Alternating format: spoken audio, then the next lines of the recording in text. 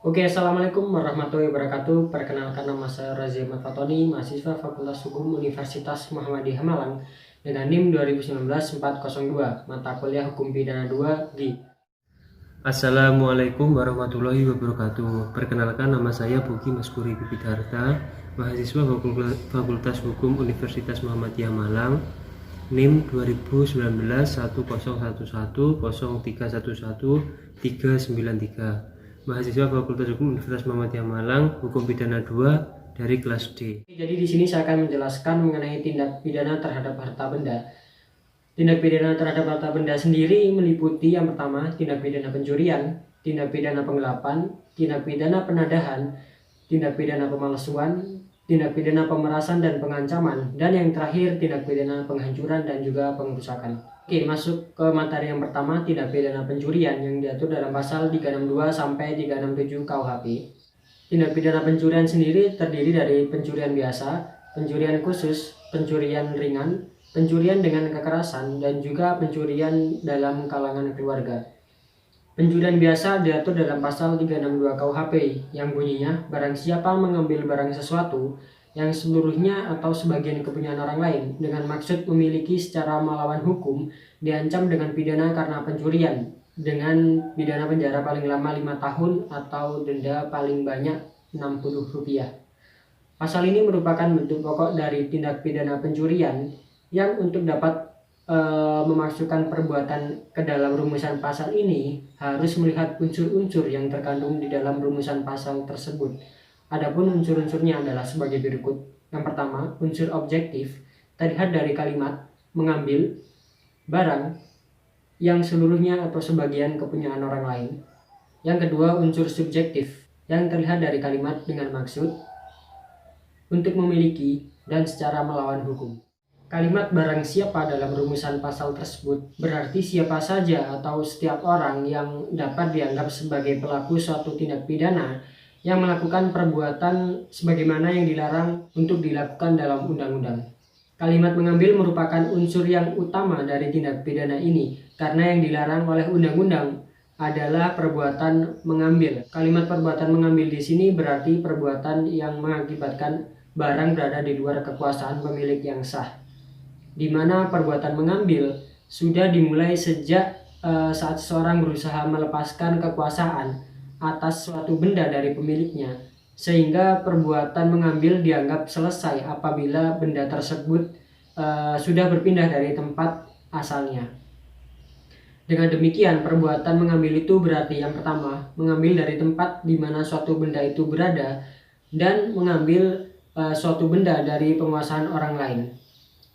Selanjutnya, pencurian biasa diatur dalam pasal 363 KUHP. Tindak pidana pencurian ini harus dibedakan dari tindak pidana pencurian yang lain karena ada hal yang bersifat khusus yang dipandang sebagai suatu yang memberatkan kualitas daripada tindak pencurian tersebut. Dengan demikian, tindak pidana ini disebut sebagai tindak pidana pencurian yang dikualifikasikan, seperti halnya pencurian ternak, pencurian pada saat malam hari, pencurian yang dilakukan saat terjadi bencana, dan pencurian yang dilakukan oleh 2 orang atau lebih. Selanjutnya adalah pencurian ringan yang diatur dalam pasal 364 KUHP. Kemudian pencurian dengan kekerasan yang diatur dalam pasal 365 KUHP.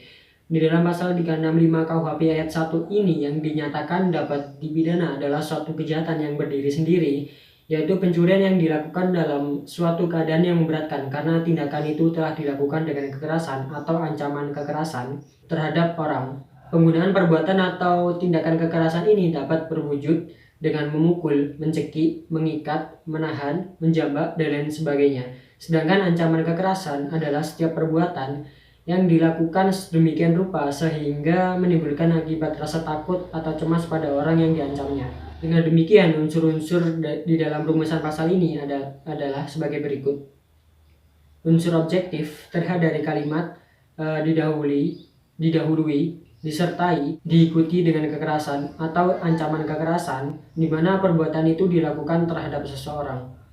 Unsur subjektif terlihat dari kalimat yang pertama, dengan maksud untuk mempersiapkan atau mempermudah pencurian, atau jika tertangkap tangan, memberi kesempatan bagi diri sendiri atau orang lain untuk melarikan diri.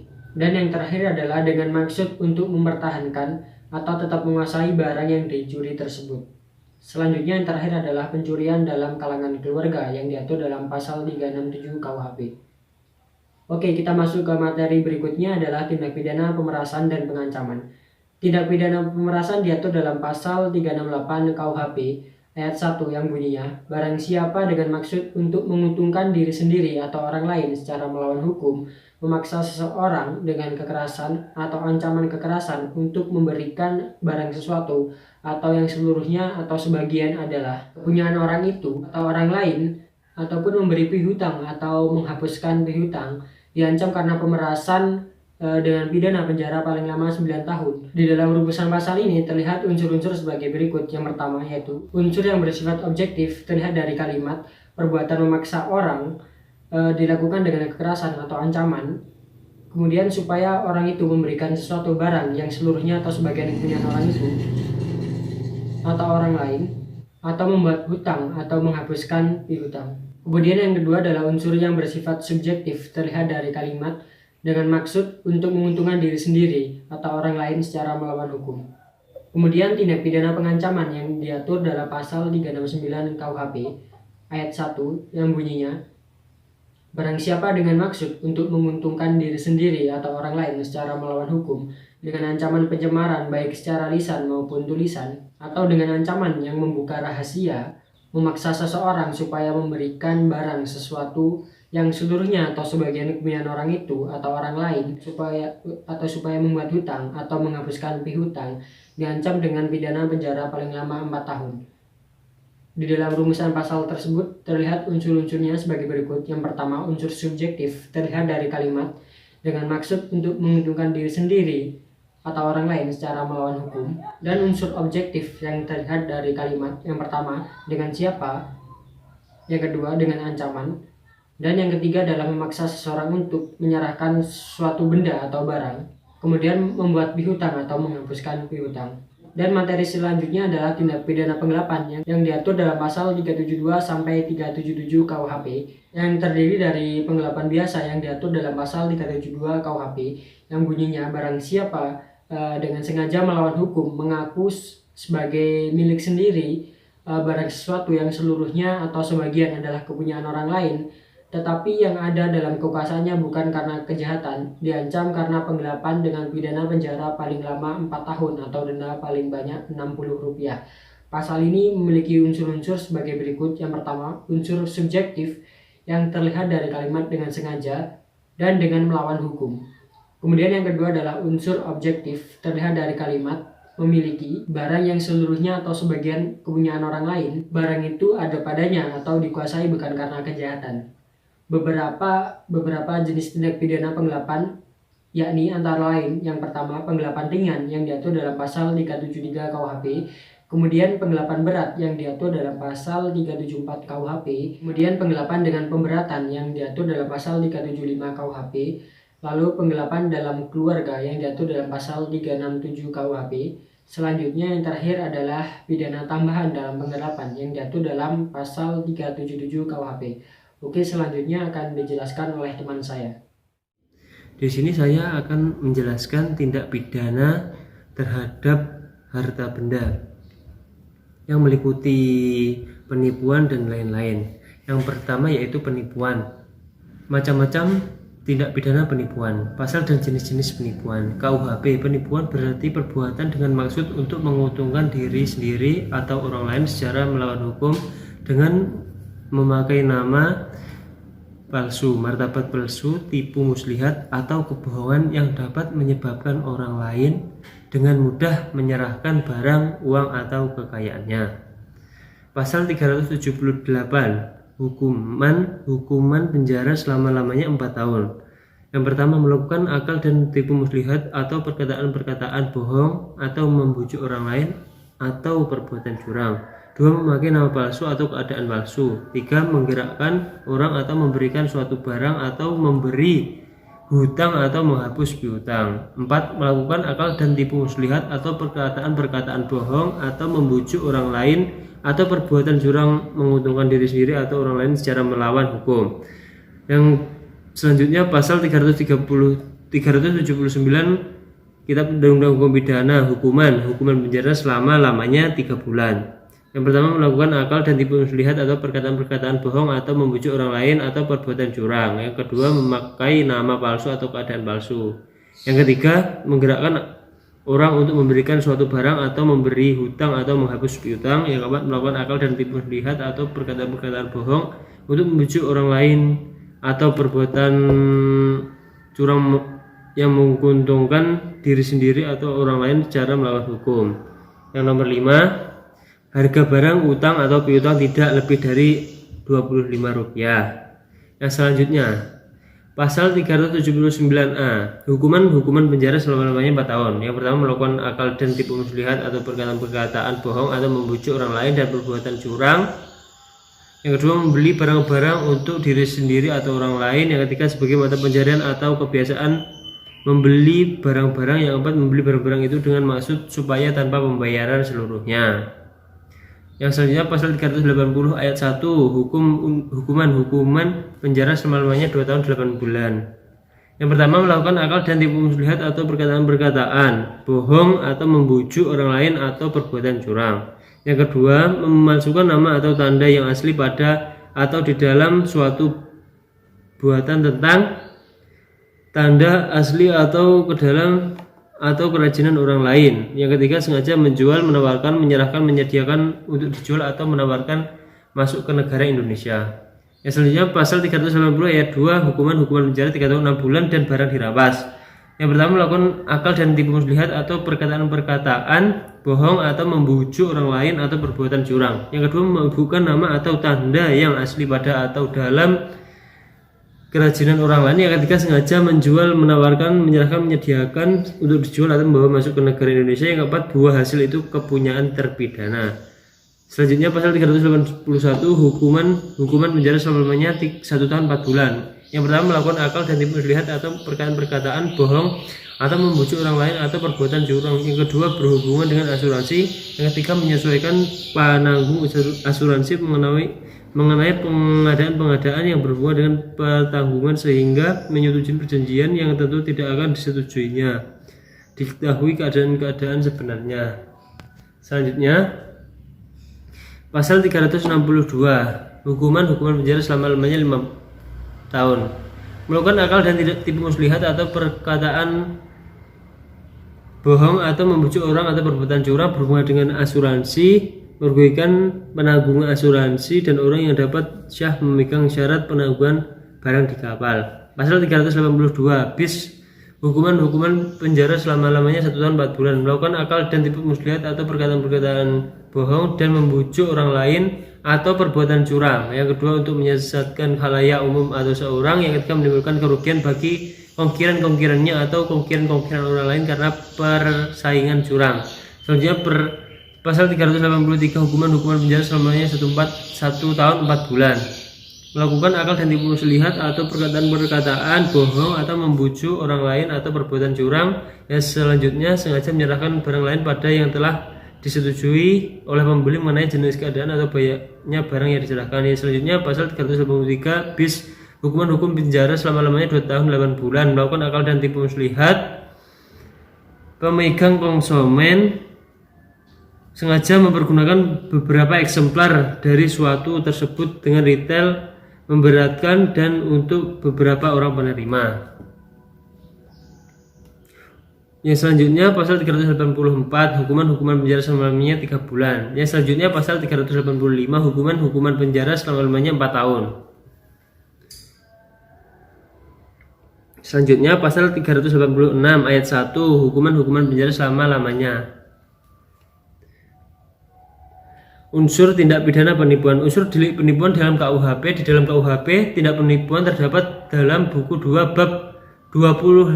Keseluruhan pasal pada bab 25 ini dikenal dengan nama bedog atau perbuatan curang. Bentuk pokok dari bedog atau perbuatan curang adalah pasal 378 KUHP tentang penipuan. Berdasarkan rumusan tersebut di atas, maka tindak pidana penipuan memiliki unsur pokok yakni yang pertama, dengan maksud untuk menguntungkan diri sendiri atau orang lain secara melawan hukum. Secara sederhana, penjelasan dari unsur ini yaitu untuk tujuan terdekat dari pelaku. Artinya pelaku hendak mendapatkan keuntungan itu tujuan membutuhkan tindakan lain. Yang kedua, dengan menggunakan salah satu atau lebih alat pengguna penipuan seperti nama palsu, martabat, keadaan palsu, tipu muslihat, dan rangkaian kebohongan. Yang ketiga, martabat atau keadaan palsu. Selanjutnya, adapun unsur-unsur tindak penipuan menurut Mujadno sebagai berikut. Yang pertama, ada seseorang yang dibujuk atau digerakkan untuk menyerahkan suatu barang atau membuat hutang atau menghapus piutang, barang itu diserahkan oleh yang punya. Dengan jalan tipu muslihat, barang yang diserahkan itu tidak selama-lamanya harus kepunyaan sendiri, tapi juga kepunyaan orang lain. Yang selanjutnya, penipu itu bermaksud untuk menguntungkan dirinya sendiri atau orang lain tanpa hak. Dari maksud ini terjadinya bahwa tujuan adalah untuk merugikan orang yang menyerahkan barang itu. Contoh kasus penipuan. Yang pertama, penipuan Dimas Kanjeng. Kasus ini menghebohkan Indonesia beberapa bulan lalu. Dimas Kanjeng menipu ribuan orang dengan kedok bisa menggandakan uang yang mereka investasikan. Kasus ini terbongkar seiring terbongkarnya kasus pembunuhan salah satu orang yang mondok di padepokannya. Yang kedua, penipuan calon jemaah haji. Entah apa yang ada di pikiran gerombolan penipu yang jumlahnya mencapai 8 orang ini. Mereka menipu orang yang punya niat mulai untuk berangkat haji. Modus yang dilakukan adalah memberangkatkan haji dengan kuota gelap lewat Filipina. Jumlah yang tertipu pun mencapai 177 orang. Perusakan dan penghancuran. Dalam KBBI, kitab Kamus Besar Bahasa Indonesia maksudnya. Kata penghancuran termasuk kata benda yang bermakna proses perbuatan cara menghancurkan, sedangkan perusakan juga termasuk kata benda yang bermakna proses perbuatan cara menghancurkan. Unsur-unsur tindak pidana pengerusakan perbedaan pokok antara ketentuan pada ayat 1 dan pada ayat 2 pasal 406 KUHP ialah mengenai objeknya. Unsur yaitu meliputi unsur objektif. Yang pertama perbuatan, yang pertama menghancurkan, merusakkan, membikin tidak dapat dipakai, menghilangkan objeknya, suatu benda yang seluruhnya sebagai milik orang. Unsur subjektif meliputi dengan sengaja, dengan mendahului banyak unsur. Tindak pidana penadahan. Penadahan dapat kita temukan dasar hukumnya dalam pasal 480 Kitab Undang-Undang Hukum Pidana yang berbunyi dengan hukuman penjara selama-lamanya 4 tahun atau denda sebanyak-banyaknya Rp900 dihukum. Yang pertama, karena sebagai sekongkol barang siapa yang membeli, menyewa, menerima tukar, menerima gadai, menerima sebagai hadiah, atau karena hendak dapat utang menyimpan atau menyembunyikan suatu barang yang diketahuinya atau yang patut disangkakan diperoleh karena kejahatan. Yang kedua, barang siapa yang mengambil keuntungan dari hasil sesuatu barang yang diketahuinya atau yang patut harus disangkanya barang itu diperoleh karena kejahatan. Jadi jika barang tersebut dibeli dengan keadaan atau cara beli yang tidak wajar, telah dapat disimpulkan itu diperoleh dari barang kejahatan atau dari tindak pidana kejahatan. Dilihat dari unsur-unsur tindak pidana pencurian di atas, dapat diketahui barang yang diambil secara melawan hukum adalah kepunyaan orang lain, dapat dikatakan merupakan hasil kejahatan. Terkait barang hasil kejahatan dapat dilakukan penadahan seperti yang terdapat di dalam pasal 480 Kitab Undang-Undang Hukum Pidana dengan hukuman penjara selama-lamanya 4 tahun atau denda sebanyak-banyaknya Rp900. Yang pertama, karena sebagai sekongkol barang siapa yang membeli, menyewa, menerima tukar, menerima gadai, menerima, menjual, menukarkan, menggadaikan, membawa, menyimpan atau menyembunyikan sesuatu yang diketahuinya disangkakan karena kejahatan. Barang siapa mengambil keuntungan dari hasil sesuatu barang yang dikatakan atau yang patut harus disangkakan barang itu dari kejahatan. Oleh karena itu dapat disimpulkan tindak pidana penadahan dan tindak pidana pencurian merupakan delik yang berbeda, terpisah, berdiri sendiri, yang diatur pasal-pasal berbeda-beda. Unsur tindak pidana pun berbeda. Jadi walaupun tindak pidana penadahan dapat Seumpama tindak pidana penadahan sepeda motor tersebut pencurinya belum diketahui berkat besar dapat dinyatakan P21 oleh penuntut umum terkait penadahannya. Memang ada baiknya pencurinya diketahui untuk mempermudah pembuktian dalam pemeriksaan di pengadilan walaupun hal tersebut tidak mutlak. Terima kasih, sekian penjelasan dari saya mengenai tindak pidana terhadap harta benda yang meliputi penipuan dan lain-lain sebagainya tadi. Semoga video ini bermanfaat bagi khalayak semuanya. Sekian, lebih dan kurangnya mohon maaf. Wassalamualaikum warahmatullahi wabarakatuh.